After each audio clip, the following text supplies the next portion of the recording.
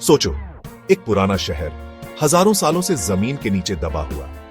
यही हुआ Indus valley civilisation के साथ। यह बहुत ही कमाल का कल्चर था जो पुराने इंडिया में था। 20वीं सदी में जब यह मिला तब पता चला कि यह शहर कितना एडवांस्ड था, इनके पास कितनी अच्छी चीजें थी और इनकी लाइफस्टाइल कितनी अच्छी थी। इस सिविलाइजेशन का पता कैसे चला?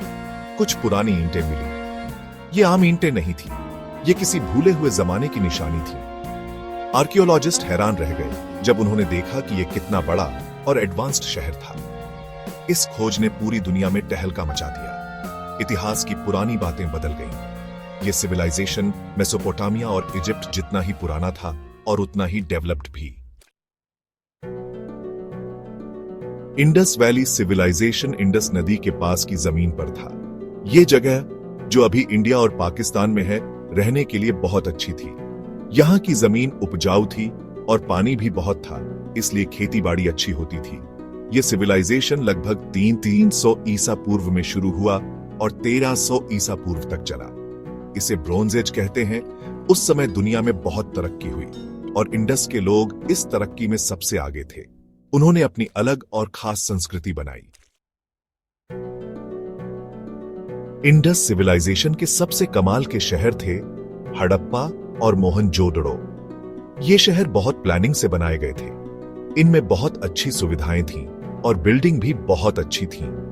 हड़प्पा, जो आजकल पाकिस्तान में है, व्यापार का बहुत बड़ा केंद्र था। मोहनजोदड़ो, जिसका मतलब है मुर्दों का टीला, बहुत सोच समझकर बनाया गया शहर था। इसमें ग्रिड सिस्टम था, नहाने की जगह थी और पानी निकालने का सिस्टम भी था। इंडस वैली के शहर सिर्फ बड़े ही नहीं थे, बल्कि बहुत अच्छी तरह से प्लान किए गए थे। सीधी सड़कें, एक जैसे साइज की ईंटें और पानी निकासी का अच्छा सिस्टम। इन सब से पता चलता है कि ये लोग बहुत ऑर्गेनाइज्ड थे और साफ सफाई का बहुत ध्यान रखते थे। मोहनजोदड़ो का ग्रेट बात बताता है कि ये लोग मिलजुल कर रहना पसंद करते थे। इनके मकान बनाने का तरीका और पक्की ईंटों का इस्तेमाल बताता है कि ये कितने अच्छे आर्किटेक्ट थे।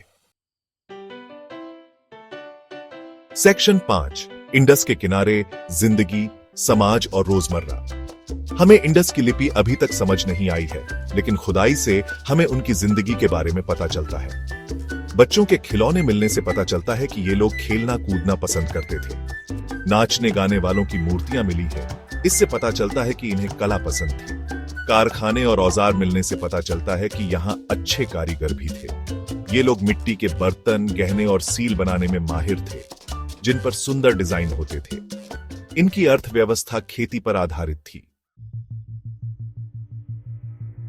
सेक्शन 6, इंडस और दुनिया, व्यापार और इकोनॉमी। इंडस के लोग दुनिया से कटे हुए नहीं थे। उनका दूर दूर तक व्यापार था। मेसोपोटामिया, इजिप्ट और दूसरे देशों के साथ इनका व्यापार होता था।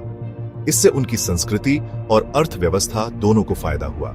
ये लोग कपास, कपड़े, मिट्टी के बर्तन और कीमती पत्थरों का व्यापार करते थे। मेसोपोटामिया में इंडस की सील मिली है। इससे पता चलता है कि इनका व्यापार कितना दूर तक फैला था। सेक्शन 7, इंडस की लिपि का रहस्य, एक अनसुलझी पहेली। इतनी तरक्की के बाद भी इंडस की लिपि आज तक एक रहस्य है। ये लिपि जो सील और दूसरी चीजों पर मिली है, आज तक कोई नहीं पार पाया। विद्वान आज भी इसे समझने की कोशिश कर रहे हैं ताकि इनकी भाषा और लिखावट के राज पता चल सके। लिपि न PRH पाने की वजह से इनकी संस्कृति को पूरी तरह समझना मुश्किल है, लेकिन लोग आज भी उम्मीद कर रहे हैं कि एक दिन यह रहस्य सुलझ जाएगा। सेक्शन 8, इंडस की विरासत, एक अमर विरासत। लगभग 3300 ईसा पूर्व में इंडस वैली सिविलाइजेशन का पतन शुरू हो गया। इसकी असली वजह अभी तक पता नहीं है, लेकिन मौसम में बदलाव, नदियों का रास्ता बदलना या शायद किसी हमले की वजह से ऐसा हुआ होगा। लेकिन इनकी विरासत आज भी हमें प्रेरित करती है। इंडस के लोगों ने भारत पर अपनी एक गहरी छाप छोड़ी। शहर बनाने का तरीका, सफाई और कारीगरी, इन सब का असर बाद की संस्कृतियों पर पड़ा। इनकी कहानी हमें पुराने जमाने की संस्कृतियों की ताकत और हुनर याद दिलाती है।